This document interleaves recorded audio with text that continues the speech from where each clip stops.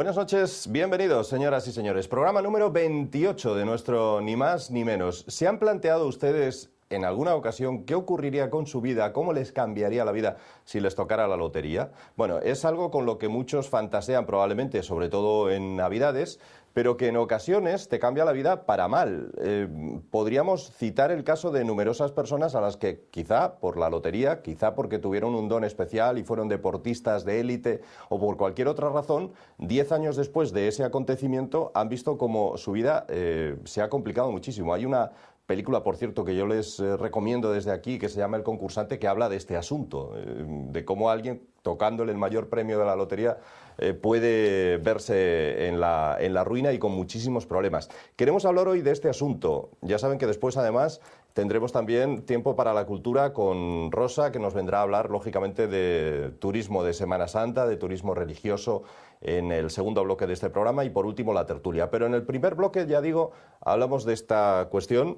¿Qué tal? ¿Cómo estás? Muy bien, buenas noches, Víctor. Bueno, tenemos el ejemplo de Nava. Yo recuerdo que hace 2 o 3 años cayó un premio importante de la lotería de Navidad en Nava, y cerca de Nava, y eso ha provocado serios problemas, y ahora vas allí y ni quieren hablar contigo del tema, ¿eh? Lo viví personalmente. A sí, veces mira, esto... Es lógico.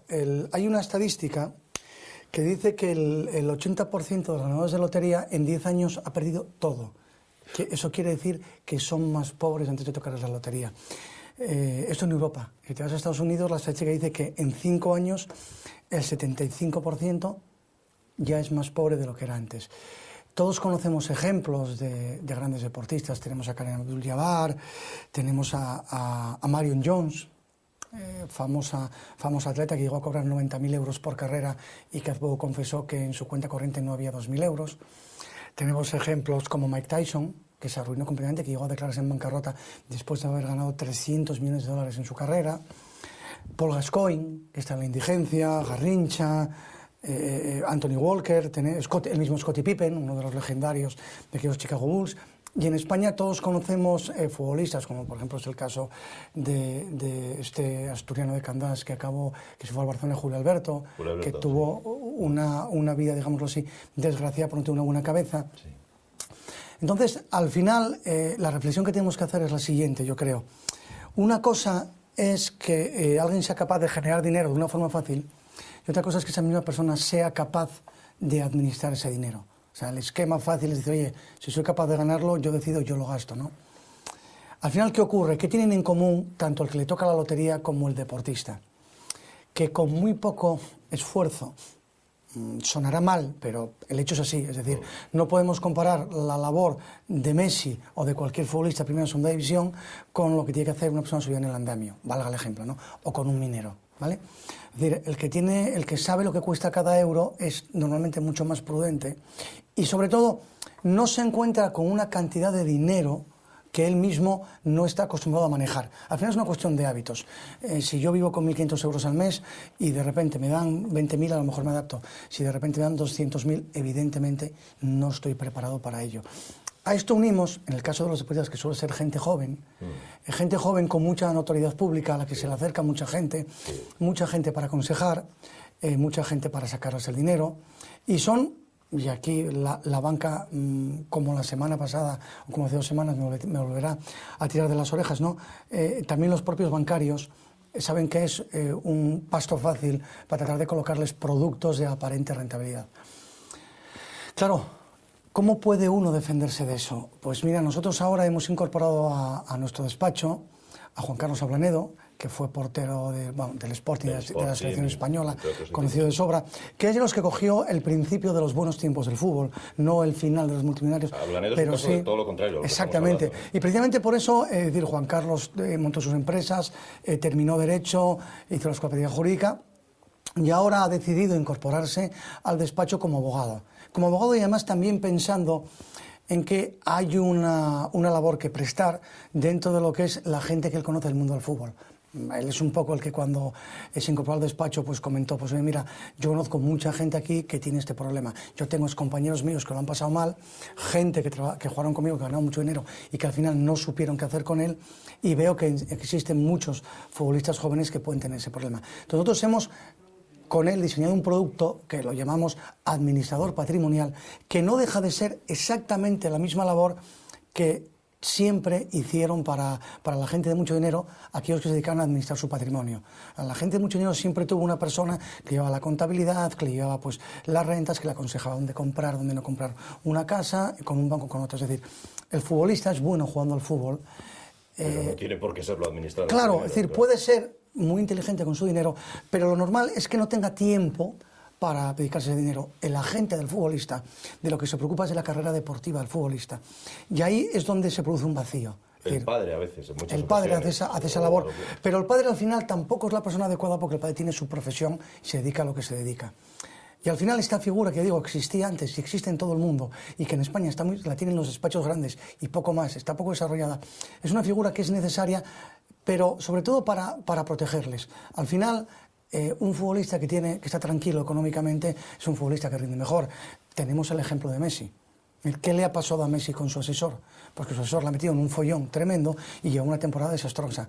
Y que evidentemente en su estado anímico, en esa tristeza que él tiene, influye esa mala inversión que ha hecho y esos problemas con el fisco, es lo que demuestra que si para ellos es imprescindible tener un buen asesor, para alguien que gana mucho dinero, pero no tanto, es mucho más importante, porque cada decisión económica de inversión que se tome, cada decisión económica fiscal que se tome, esa decisión tendrá una mucho mayor trascendencia. Nosotros contamos con un equipo de economistas, de abogados, de asesores fiscales y sobre todo con Juan Carlos tenemos el privilegio de que es una persona que conoce muy bien el mundo del fútbol, sabe lo que le pasa por la cabeza a esa gente joven que como él se encontró en una situación económica privilegiada en un momento dado y que muchas veces se dejan llevar por bondad o por lo que sea, por lo que antes llamábamos amigotes, ¿no?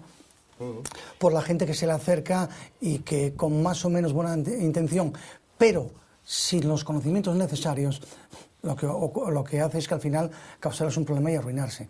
Ya digo, cualquiera se puede arruinar, es decir, ¿cómo se le ocurre a nadie que Mike Tyson 300 millones de dólares pueda haberlos perdido? Pues los ha perdido, porque no tuvo un buen profesional a su lado, alguien de confianza que se preocupase por él y por su gestión de patrimonio. Nosotros, evidentemente, como despacho, pues llegamos desde el año 54 y a esto unimos una persona que es exactamente con el mismo perfil. Porque se trata, como digo, de que no pasar a formar parte de esa estadística, de ese 80%, el que una vez que esa fuente de ingreso rápido y fácil desaparece, se arruina por no saber adaptarse a su nuevo estatus. Seguros, planes de inversión, lo que sea, viviendas adecuadas, poder hacer una prospección de mercado para que tengan un buen parque inmobiliario en un momento dado, colocar su dinero en una renta segura, que no necesariamente será la fija, pero que sí puede ser segura.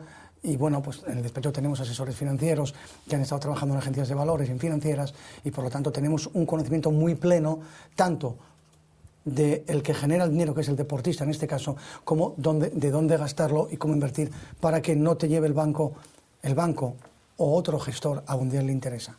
Porque uno de los que primero se arriman, y como tú decías, de nuevo es una crítica a los bancos, de los que primero te llaman cuando te tocan la lotería, seguramente, además de tu familia, es el director de tu banco, no, claro. o de las sucursales de tu barrio, claro. Que andan como locos en ese caso buscando a quienes les han tocado. Nosotros tenemos acuñada una frase que es producto de la experiencia y de experiencia judicial.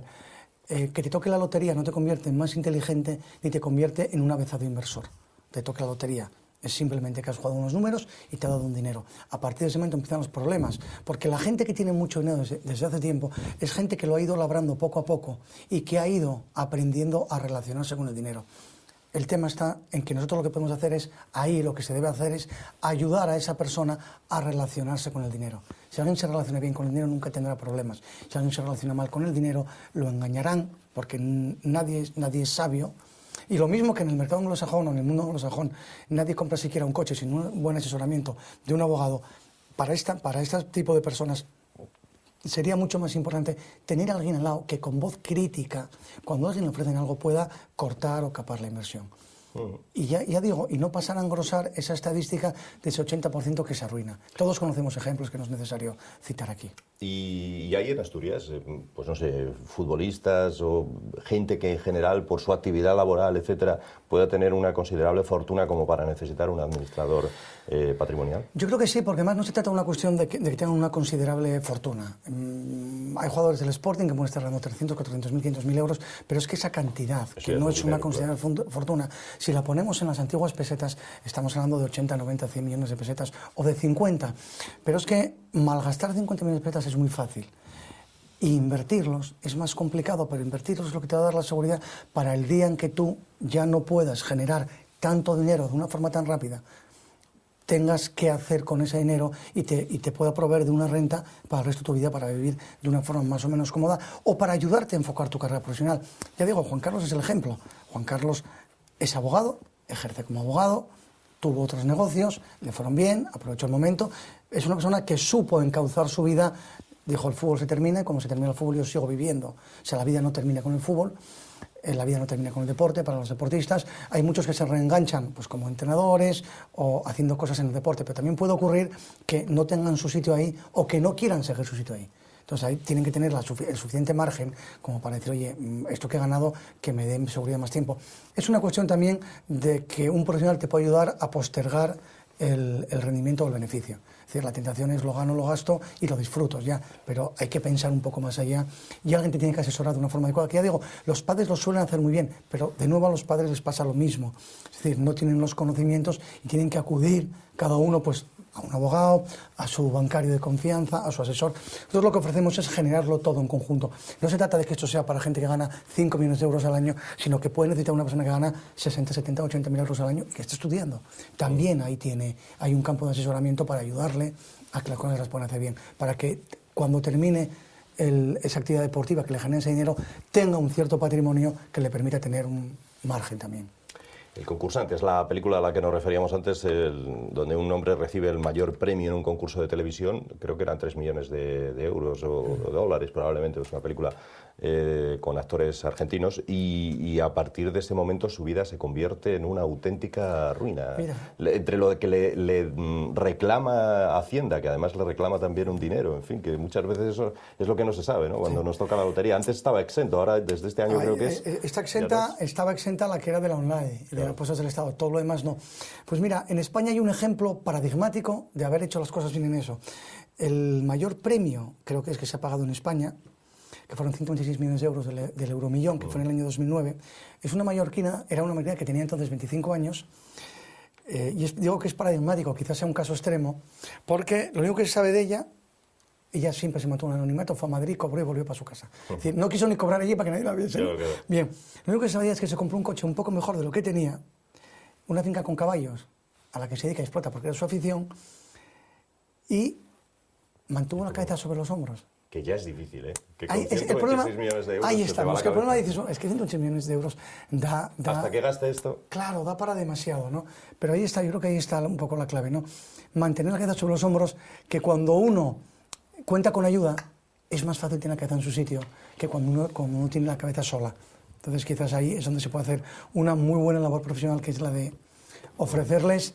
Oye, yo te voy a poner la cabeza sobre los hombros porque yo estoy acostumbrado a manejar esto, porque yo entiendo de inversiones, porque sé dónde puedes comprar, porque entiendo los problemas legales que se tienen el día de mañana, porque me estoy enfrentando continuamente a ellos. Entonces yo soy un profesional de esto que te puedo ayudar a que tú hagas las cosas bien. Juan Carlos Ablanedo es un ejemplo positivo de esto, Ahí porque estamos. es verdad, la mayoría de los deportistas ni estudiaron y cuando acaba su carrera se ven en una situación a veces complicada, ¿no? Es que es una pena. Bueno, pues pónganse en manos de profesionales, es lo que le recomendamos en este caso. Y en este caso se puede decir que es un excelente fichaje. Podemos utilizar ese término con toda la propiedad, ¿no? Absolutamente, absolutamente. Aunque Ablanedo esté retirado ya.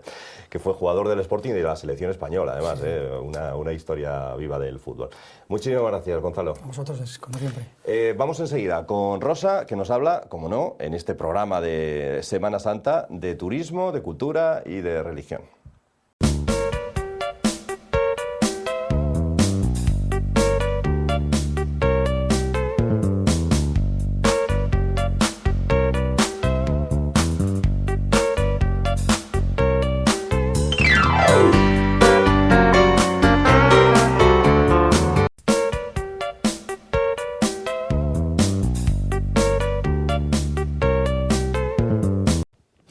pues después de hablar de cómo algunos deben administrar bien sus fortunas, bien sea por la lotería o por cualquier otra razón, cambiamos totalmente de tercio. Es propio y es lógico hablar en estas fechas en las que estamos y en las que se emite este programa. Por cierto, que grabamos un día antes, se emite el Jueves Santo y a lo largo de toda esta semana, como saben, en redifusión.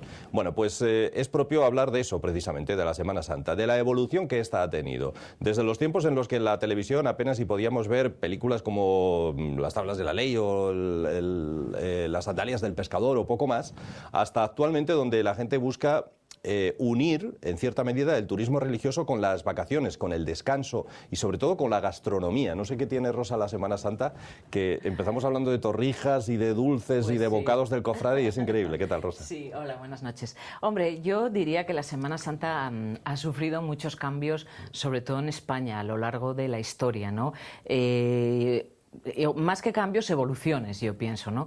La evolución, pues según quien la analice, hay personas para las que es positiva y otros negativa. Yo creo que la evolución que ha sufrido la Semana Santa en España es de todo punto positiva, ¿no? Porque aquella Semana Santa de antaño, aunque era íntima y recogida, donde el poder de la Iglesia era enorme y donde ese poder sobrevolaba siempre por encima de todos los ciudadanos, la Iglesia tenía un poder enorme en este país.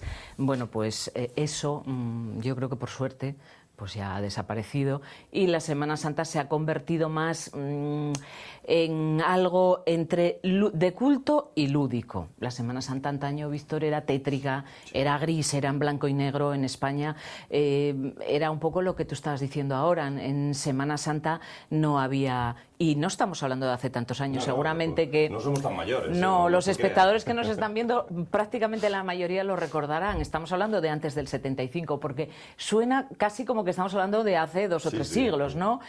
La música solo podía ser sacra, los bares estaban cerrados, no había cines, no había nada en televisión, alguna película religiosa, todos los años la misma, repetían.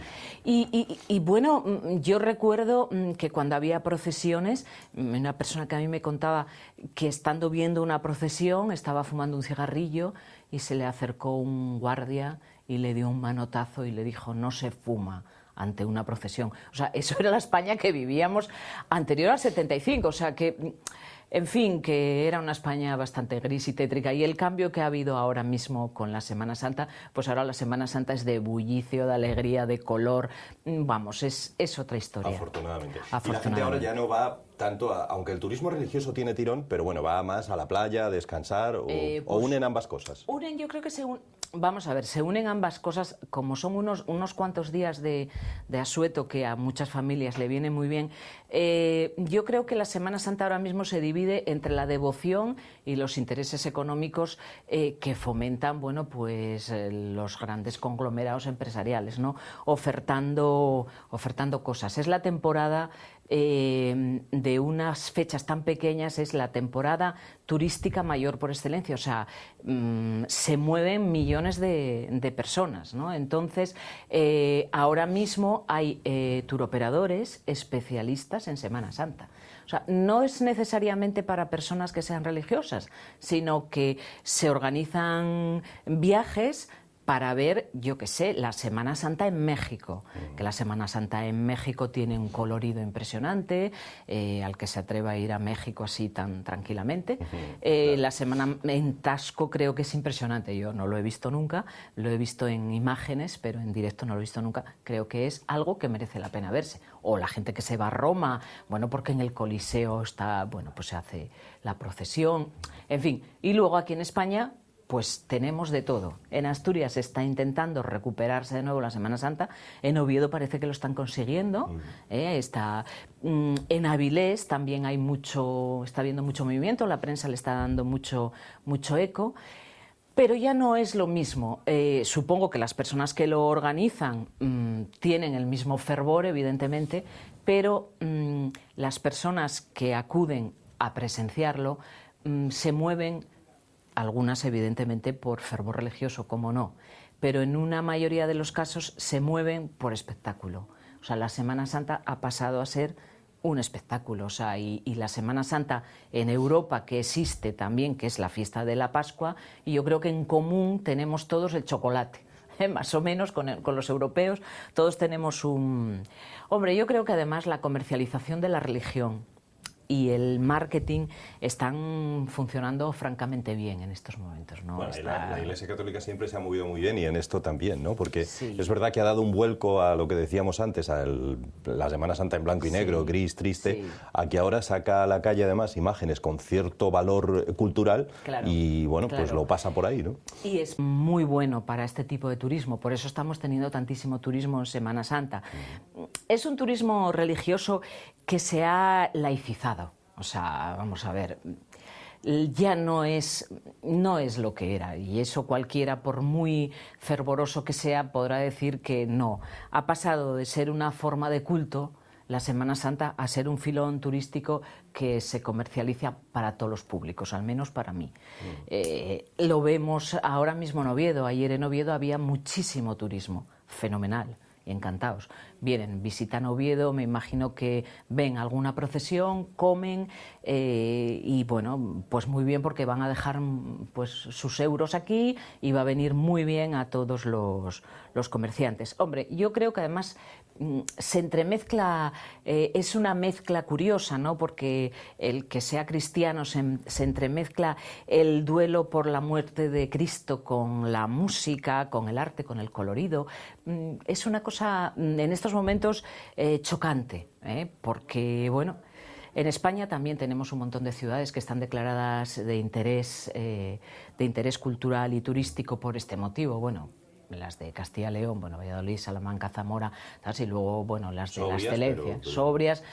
Ahí hay mucho fervor. Yo creo que a Asturias le va a costar mucho recuperar ese fervor. No tiene una enorme tradición tampoco Asturias en esto. Yo creo que no, yo creo que no. Decías Avilés, algunos pueblos marineros, Luarca, yo creo que está como, sin ofender a los sobetenses que nos vean, yo creo que está un poco forzado. Sí.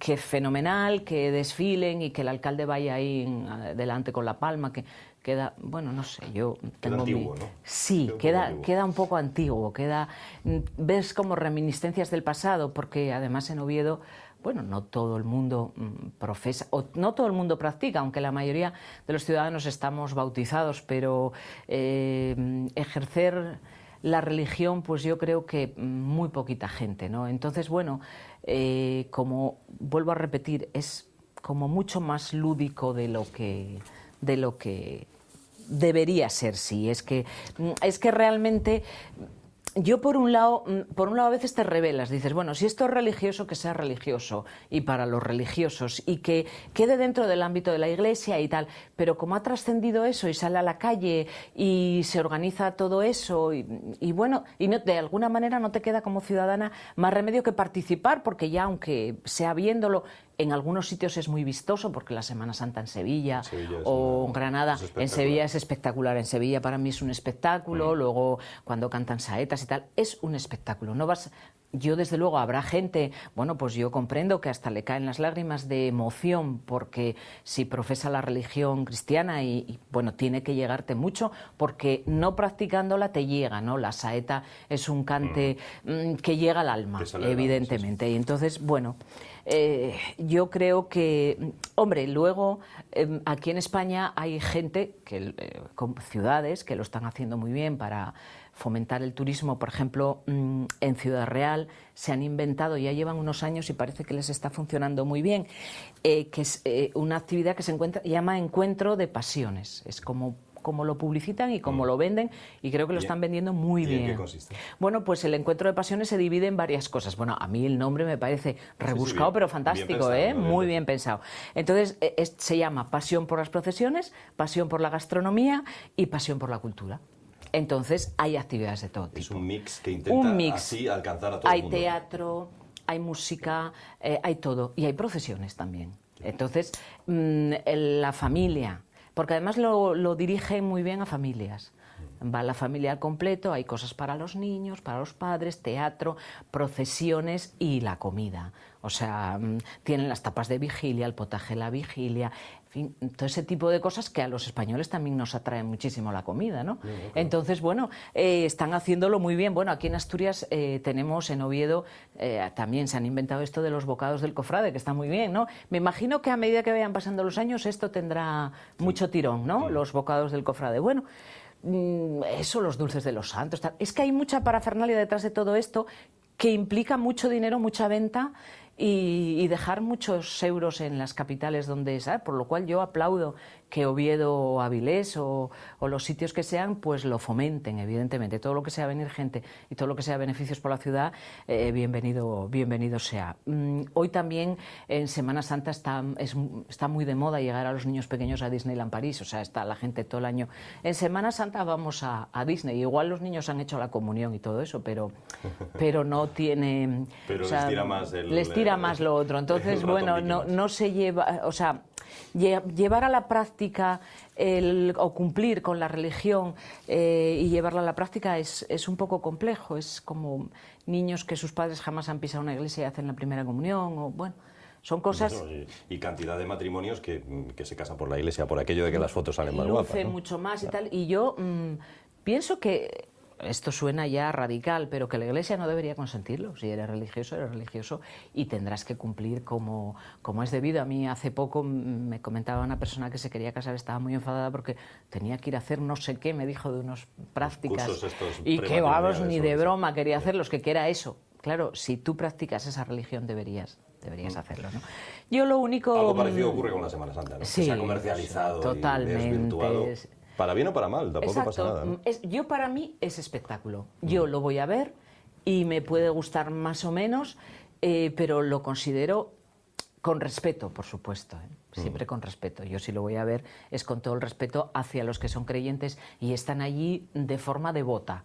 Pero para mí no deja de ser un espectáculo. Ahora bien, yo prefiero esta Semana Santa de colorido, de alegría y de poco recogimiento que aquella de antes del 75 en la que era todo negro, gris y la Iglesia se apoderaba hasta de los ciudadanos, con lo cual bienvenido sea el cambio. Si no, Rosa no habría podido venir de colores tan llamativos hoy y habría tenido que venir en blanco y negro o en negro. Seguramente, incluso, ¿no? Y yo sería blanca y negra también.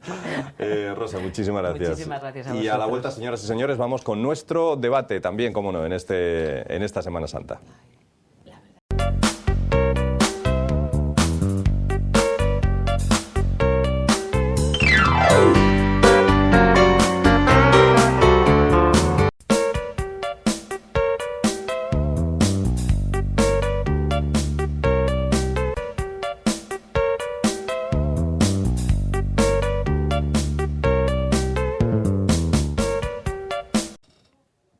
Bueno, pues aquí estamos en la última parte, decíamos, de este programa número 28 de nuestro Ni Más Ni Menos. Tiempo de debate ya, un poco mermada hoy la tertulia, ya saben, las vacaciones de Semana Santa es lo que tienen. Quienes se van de vacaciones en Semana Santa con una alegría, esperemos que, o al menos así lo ven ellos, son los trabajadores de Tenneco, donde al final esta multinacional ha decidido que no va a cerrar momentáneamente y al menos durante 2 años esta planta en Gijón. Está muy bien eso de que no vaya más gente al paro en una región, la nuestra, que está entre las 25 zonas con más paro de toda Europa. En Asturias, por ejemplo, hay 10 veces, publica hoy la prensa, 10 veces más paro que, por ejemplo, en Baviera, en uno de los feudos, en uno de los territorios alemanes. Vamos a hablar de eso, pero de otras muchas cosas también, por supuesto, y de la Semana Santa, de la que hemos hablado ya con Rosa. Les presento a Diego Barceló. ¿Qué tal, Diego? ¿Qué tal? Que viene hoy muy ya de vacaciones, ya deja la corbata y esas cosas. Oye, estábamos hablando antes con Rosa de la Semana Santa. En Argentina no se vive esta cosa como aquí en España, ¿no? No, la verdad es que no, es una cosa más... Bueno, lo que interesa son las vacaciones, ¿no? Entonces es un fin de semana largo y nada más, pero no hay procesiones, no sé si a lo mejor habrá algo puntual en algún pueblo que yo no conozca, pero en general no. Pero es festivo jueves y viernes santo. Sí, los jueves dos y días. viernes. Sí, Fíjate que aquí en España no nos ponemos de acuerdo ni en eso, porque hay regiones donde el jueves no es festivo y lo es el lunes, Cataluña, por jueves ejemplo. y viernes, sí. Curioso. Bueno, vamos a saludar nuevamente a Rosa. ¿Qué tal, Rosa? Hola, buenas noches, ¿qué tal? Oye, sí, Rosa, perdón, no sé si querías decir algo para empezar. Iba a entrar ya directamente, has hecho un comentario sobre Teneco y sí, los trabajadores de Teneco. ¿Tú ves una victoria, de verdad? No. Yo sinceramente no quiero ser pesimista y aguafiestas, ¿no?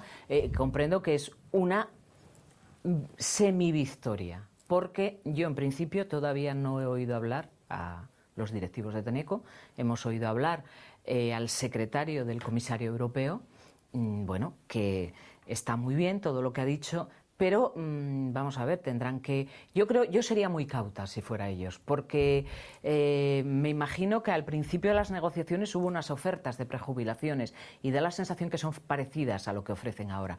Y luego hay una espada ahí que continúa, que es que en 2 años...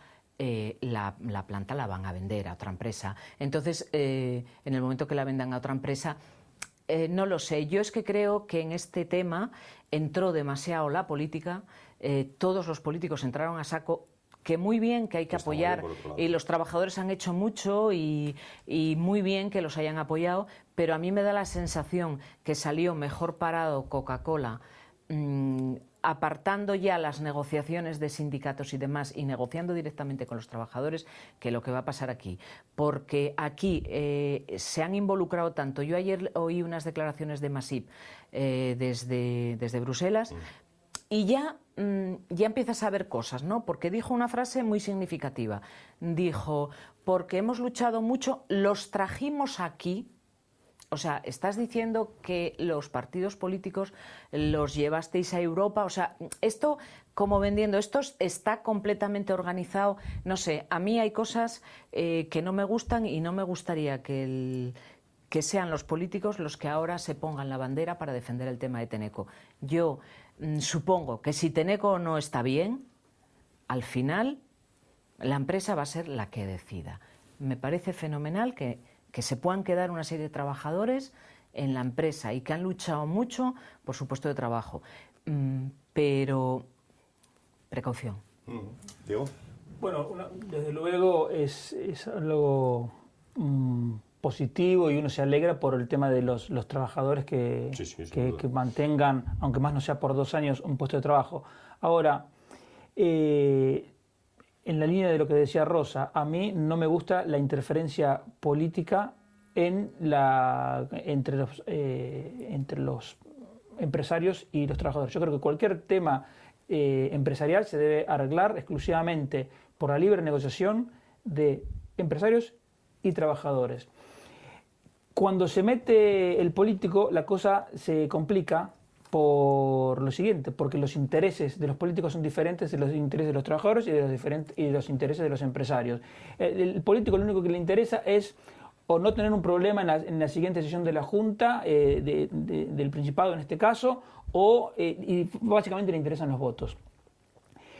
Porque a pesar de que se pueda concluir que la intervención política ha salvado al menos por 2 años Teneco, lo que hay que tener en cuenta también es el efecto económico que no se ve. ¿Qué quiero decir con esto? Uno va a ver el empleo que se prolonga durante 2 años, pero uno no va a ver los inversores que van a decir, si yo invierto y tal vez me va mal, no me voy a poder ir, entonces no invierto. Entonces los puestos de trabajo que no se crean por esa intervención política supuestamente para salvar a Teneco, eso no se ve. Entonces, por eso, a largo plazo, y a corto y a mediano, la intervención de políticos en temas económicos no me gusta, me alegro por los trabajadores y al final también, como decía Rosa, la economía es como un río que cae por la montaña. Uno puede hacer lo que quiera, pero el agua va a seguir cayendo. Y esto es lo mismo. Si la empresa no va bien, terminará quebrando, terminará cerrando, lo que sea. Ojalá que no sea el caso, pero la realidad siempre se termina imponiendo. Yo aprovecho ya que está aquí Diego, nuestro experto en economía, para preguntarle sobre una noticia que hoy precisamente aparece en la prensa. Asturias está dentro de las regiones de Europa como una de las 25 con más paro. Tal es la desproporción que tiene 10 veces más paro, por ejemplo, que Baviera en Alemania. Bueno, es también un poco autoflagelante, porque es como comparar la violencia industrial con el Barcelona, ¿no? Claro. Entonces, Baviera, estar en el pleno empleo es lo mejor de lo mejor. ¿Por qué hay más paro en Asturias que en otros lugares? Por una única razón, porque hay pocas empresas. En España, en promedio, hay 14 trabajadores por empresa. Si queremos que el paro se solucione, la única manera es crear empresas. Entonces, después nos podemos poner a discutir cómo se hace eso. Entonces, acá una vez más van a venir los políticos diciendo vamos a incentivar el crédito subsidiando el tipo de interés, dando préstamos. No, lo que se necesita es no molestar al que quiere invertir, reduciéndole impuestos, reduciéndole trabas burocráticas, reduciéndole controles, simplificándole la vida. Y en el caso de Asturias, que es una región que no tiene todas las ventajas, porque por ejemplo Madrid o Barcelona tienen ventajas evidentes o en el País Vasco. Entonces, si es necesario, más que compensar esas desventajas para que se produzca la creación de empresas y la consecuente creación de empleo, habrá que simplificar aún más las cosas. En definitiva, Diego, ¿qué hacemos nosotros, qué hacen ellos bien que nosotros hacemos mal? O al revés. Bueno, en el caso particular de Alemania hay una cosa que son los que se llaman mini-shops, que se los llama peyorativamente mini-shops, y en realidad, porque, a ver, cuando uno habla de desempleo, cuando va al encuestador y le pregunta a una persona, la pregunta que le hace es, ¿ha trabajado usted al menos 1 hora durante la semana pasada? Entonces, si uno trabajó 1 hora, se considera un ocupado. Ya no es parado. Claro. Entonces, en Alemania, en Baviera, puede que haya un paro inferior al 2%, fenomenal. Pero eso no quiere decir que estén todos de fiesta ni todos alegres. A lo mejor tienen un trabajo pequeño, mal remunerado, lo que sea. Pero llevándolo a la situación asturiana, bienvenidos sean. Entonces, una forma sería estimular el trabajo a tiempo parcial. Y una vez más, volvemos con el tema de la legislación laboral. Siempre que se habla de contratos temporales, se habla como si fuese basura. Bueno, hay gente que le llama contrato basura. Y en realidad, sí, en esta situación, con más de 25% de desempleo en todo el país, o más de casi el 40% en Andalucía o en Extremadura, llamar contrato basura a un contrato de trabajo, aunque dure 3 semanas, me parece una barbaridad. Lo que pasa es que es 4,1% de paro, que es una barbaridad. Pero ¿tú crees, Diego, que tal como somos los asturianos, si nos ofertaran contratos como lo que tú acabas de explicar muy bien, que sucede en Baviera, que hay muchísimos contratos de 2 horas, de 3 horas, ¿tú crees que los sindicatos no se tirarían a la calle para no permitirlo? Yo siempre pienso, sí, lo que pasa es que yo siempre pienso que la gente es más inteligente que los sindicatos. Entonces, al final, la realidad, si la gente lo prefiere... Entonces, lo que pasa es que también, en parte, mucho de eso ya debe ocurrir, ya ocurre. Lo que pasa es que en negro, o sea, sí, no se declara. Pero hay muchos casos también que hay gente que dice, si cojo un puesto de trabajo por 2 horas... ese subsidio que cobro de 490 euros lo voy a perder. Y en realidad no compensa. Lógico. Entonces hay mucha gente que... Pero yo creo que ahí el Estado tendría que entrar a decir, no, usted aquí 2 horas, usted las coge. Es una pena que en economía ya está todos los problemas ya están resueltos. Y de hecho hay una propuesta antiquísima que es el impuesto negativo sobre la renta. Es decir, todos tienen que tener un nivel de renta. Si uno tiene menos, aunque no le hayan retenido nada, la declaración le va a dar a devolver, o sea, le pagarían. Entonces, eso evita ese tipo de situaciones. Es decir, aunque yo gane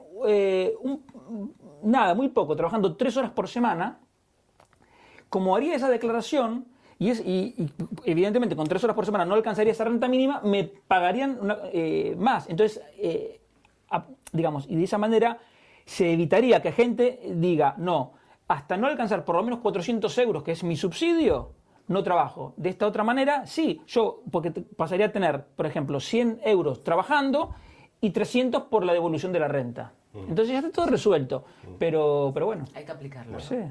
Son políticas siempre difíciles de aplicar, sí, además, ¿no? Y la economía es una cosa y la política es otra. A veces es simplemente por una cuestión de ignorancia. Y es peor todavía, porque como las propuestas y las ideas van quedando viejas, sí. Y bueno, y si uno no está estudiando no se entera, entonces es así. Yeah. Bueno, yo no sé si tenéis vuestra opinión, seguro que sí, que tenéis vuestra opinión sobre lo ocurrido en Andalucía con ese pacto entre el PSOE e Izquierda Unida, donde yo hago un poco de memoria a nuestros espectadores, donde resulta que Izquierda Unida decide saltarse a la torera las leyes y buscar domicilio a quienes residían en esta llamada Corral Utopía, muchos de ellos, dice la prensa, militantes de Izquierda Unida, y eso provoca la inmediata ruptura del pacto, bueno, la destitución de una consejera o el que le retiraran las competencias, y a partir de ahí la ruptura del pacto, que estuvo, si no roto, como mínimo aplazado durante 24 horas, hasta que la presidenta andaluza volvió a rectificó lo que había hecho. Fue una rotura del pacto momentánea, fue un poco... O sea, parece que lo de este país es un poco de risa todo, ¿no? Yo, cuando me enteré de esta información, quedé perpleja, porque, claro, saltarse a la torera una consejera, las listas con las necesidades que hay de vivienda, y que se hubiera saltado todas las personas para darle piso o vivienda o lo que fuera a unos que, bueno, patada a la puerta y me encierro en un sitio y como hago mucho ruido, bueno, entonces la decisión de la presidenta a mí a priori me pareció fantástica. Digo, pues muy bien, esta señora, la socialista, ha hecho lo que tenía que hacer, ha dicho, pues esto se acabó, usted ha cometido una irregularidad, esto no se puede hacer, pero duró poco, porque claro, ¿qué sucede? Peligra el gobierno de Andalucía. Izquierda Unida es el eje fundamental para el Partido Socialista. Y entonces, donde dije Diego, y me vuelvo hacia atrás, perdón, Diego, por este ejemplo, se vuelven hacia atrás y vuelven otra vez con las negociaciones, y la señora vuelve a ser la responsable de vivienda. A mí me parece que un político no puede saltarse las leyes de esta forma, la torera, y que es más, que tendría que intervenir la Fiscalía y decir, ustedes no pueden hacer lo que quieran, porque una vivienda, tienen derecho esos señores posiblemente, pero hay otros 500 esperando desde hace mucho tiempo y ustedes se los han saltado, no sabemos por qué motivo. Como yo veía un señor... Está antes en las listas, yo veía un señor que me llegó, porque hay imágenes que te llegan, ¿no? Que eran dos hermanos y uno, igual las visteis en televisión, llevaba en brazos, era minusválido su hermano, lo llevaba en brazos porque vivía en una vivienda sin ascensor, una vivienda pues muy humilde, y llevaba en espera mucho tiempo, y el señor decía... ¿Qué sucede? Que yo tengo que ir a montar un espectáculo.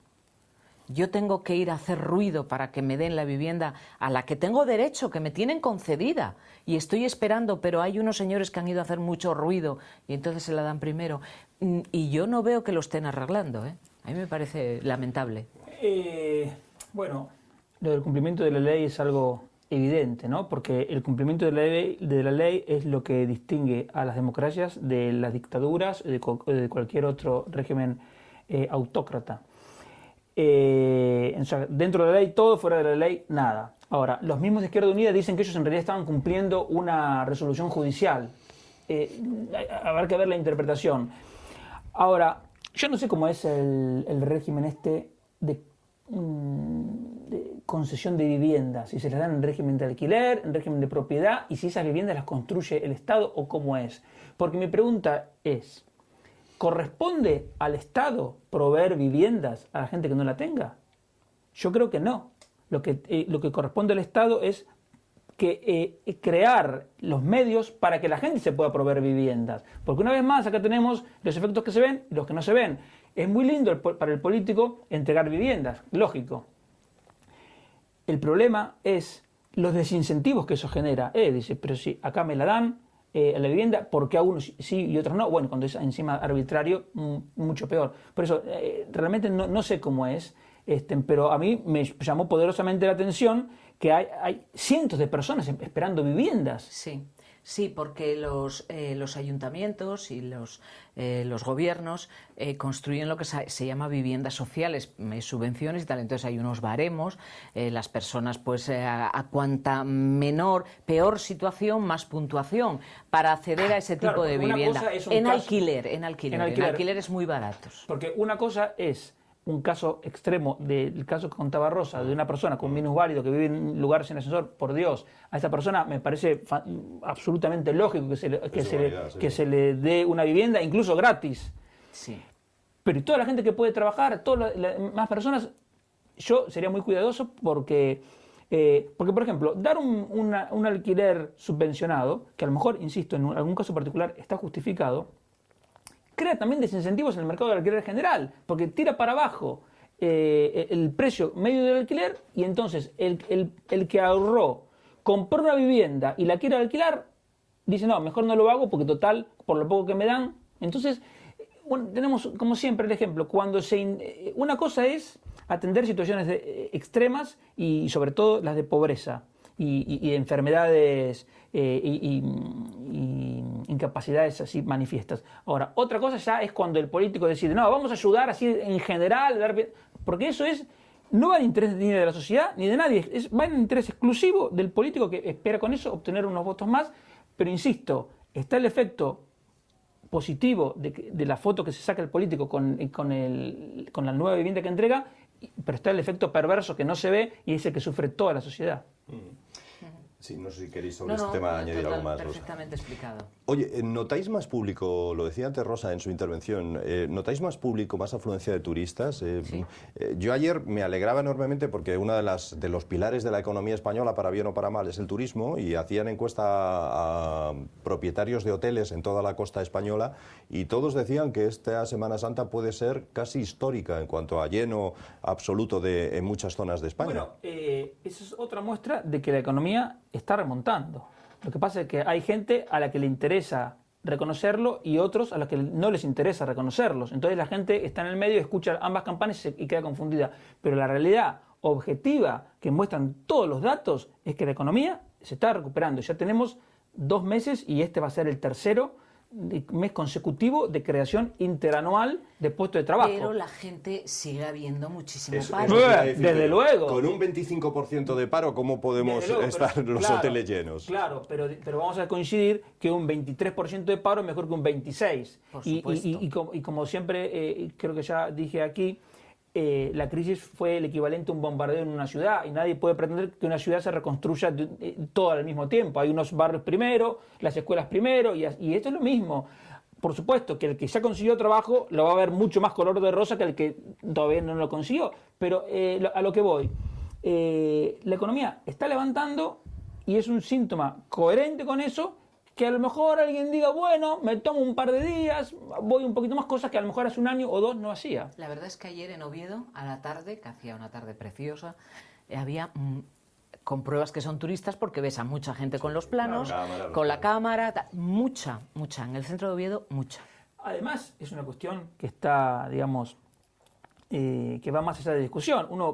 Está el dato de pernoctaciones, claro, de turistas locales, entonces ya está, hay que mirarla. Por supuesto, la de abril no está disponible, va a estar a finales de mayo, pero ya la tendencia se viene viendo. Y de hecho, una de las razones por las cuales la economía está recuperándose es no solo por las exportaciones de mercancías, que también vienen creciendo desde hace años, sino a las exportaciones de servicios, que entre otras cosas son los servicios turísticos.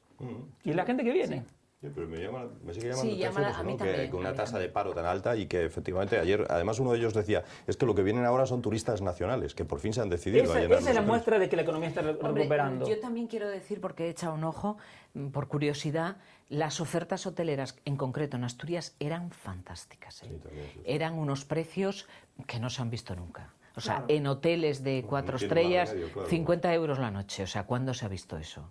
O sea, claro, era unos paquetes que dices, vamos, es que quien no pueda...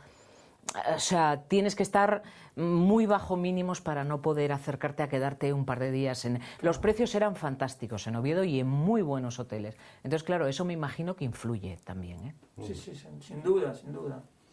Bueno, quería, Rosa, hablar de que murió Junior. Sí. A lo mejor fuera de nuestras fronteras, bueno, no sé, en Argentina, en México sí debía ser muy popular, sí, ¿no? Bueno, más que por él mismo, por su mujer, por Rocío Dúrcal. Hombre, claro, Junior hay que decir, yo creo que los que nos están viendo, Diego no porque no ha vivido su juventud en España, ¿no? Pero pero los Brincos fueron el grupo, eran los Beatles españoles, eran muy buenos, y luego cuando hizo dúo, que eran Juan y Junior, Juan Pardo y él, cosecharon éxitos musicales fantásticos. Luego él parece ser que se dedicó un poco a cuidar la carrera de su mujer, Rocío Dúrcal, y bueno, y a otros menesteres, y ya se apartó y pasó a ser, es una cosa tremenda, el marido de... Es más, yo hoy en prensa leía, el viudo, ha fallecido el viudo de Rocío Dúrcal. Y dices tú, tremendo, pero si este hombre... Nombre propio él, ¿no? Este hombre tenía un nombre propio pues muy importante. Lo que pasa que yo creo que son personas que, bueno, él era bueno como músico y, bueno, en aquella época un grupo como Los Brincos pues encandilaba a todo el mundo. Yo me acuerdo que los vi en el Jardín, en Gijón, en aquel sitio, bueno, ahí íbamos a ir de adolescentes a... Y aparte que eran buenos, ¿no? Pero luego, además, esta última etapa, con el fallecimiento de su mujer y tal, el hombre empezó a aparecer en programas de corazón, por los problemas que tuvo con sus hijos, por la herencia, o sea, todo muy cutre, la verdad. Y yo también me dio la sensación, yo nunca le había, simplemente conocía su música y nunca le había oído pues hablar, ni en entrevistas, ni nada. Y he de decir, aunque haya fallecido, y cuando alguien fallece parece que hay que decir de todo el mundo que es muy bueno y tal, a mí me parecía un hombre un poco simple, la verdad. En fin, como que no había una formación ahí importante. Entonces, bueno, es una pena que, porque era joven, 70 años, que bueno, pues apareció muerto, supongo que sería de muerte natural, y una pena. Pero bueno, que fue un hombre que al final trascendió por cosas que ni tenían que ver con la música ni nada, sino en programas de estos cutres de corazón, hablando de si su mujer tenía joyas o no las tenía, y en los juzgados. Pues es lamentable que se haya muerto, pero bueno, es una pena también que sus últimos años hayan sido tan penosos, vamos a decirlo así. No sé si Diego quiere conocer algo, ¿no? Porque en Argentina hemos dicho no le conocíamos. No, y a lo mejor hay alguien que lo conoce, sobre todo si fue tan famoso, pero gente de generaciones anteriores. La verdad que no... No, lo conocerán a su mujer seguramente en Argentina, a Rocío Dúrcal en Sudamérica seguro. era muy conocida. Sí.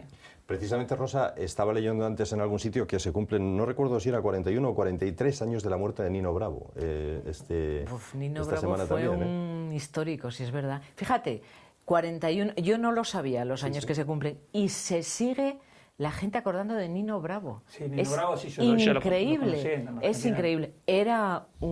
Hubiera tenido una proyección artística enorme ese hombre si no se hubiera muerto.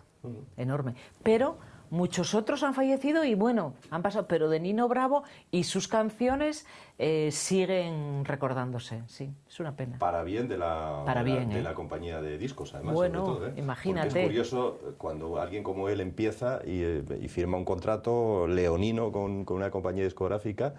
Encima muere tan joven, en pleno auge de la carrera, y ahora todas esas reediciones que se hacen benefician al final a la compañía discográfica, sobre todo. No sé hasta después de qué periodo ya se dejan de pagar derechos. Bueno, debe andar por los 70 o incluso 70, puede ser. Sí, es que el tema también de las las compañías discográficas es muy complicado porque según cómo esté por cada 20 contratos que firman, uno le da beneficio. Entonces, por eso es leonino con todos, porque tiene que compensar los otros 19. Claro. Pero bueno. Sí. Muy bien, señores, pues acabamos. Despedimos este programa, Ni Más Ni Menos de hoy. ¿Planes para Semana Santa, Rosa? Pues estar en casa, sin más. Zona de Llanes. Llanes. Fantástico Oriente Asturiano. Bien. Bueno, parece que el tiempo va a acompañar, al menos hasta el Parece sábado. Que sí, parece que sí. Y hacemos publicidad al Oriente Asturiano, fantástica zona de Asturias. Llanes. Bueno, yo no sé si hay tanta... Ya no hay bonito. tanta grúa, por lo menos. No, ya no hay. Eso Ya no. La construcción se ha paralizado. Pero yo creo que es que ya no había más donde construir tampoco. Bueno, pero bueno. No des ideas, sí, que siempre queda terreno por ahí donde... Pero recomendable visitar el Oriente Asturiano. Y nada, nuestros telespectadores que pasen una Semana Santa fantástica. Diego, ¿planes? ¿Descansar en casa simplemente? Sí, tranquilidad, leer un poco y nada más. Viene de un viaje, así que es momento de descansar. Muchas gracias también a Diego. Y a todos ustedes, señoras y señores, un placer estar con ustedes una semana más. Volvemos ya la próxima semana con un nuevo programa de Ni Más Ni Menos. Hasta la semana que viene.